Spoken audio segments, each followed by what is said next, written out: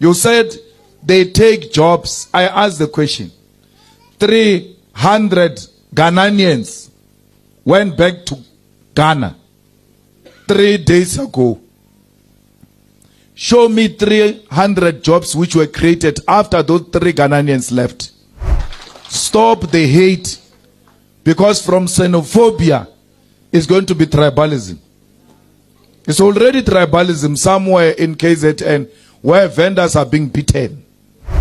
You cannot promote hate. It doesn't matter how hungry you are. Even in your hunger, you must never hate.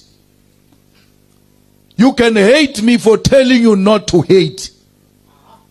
Why must I tell you to hate? The white people and black people must be equal. And all of them benefit from the resources of this country. Why would you hate someone who says we must be equal?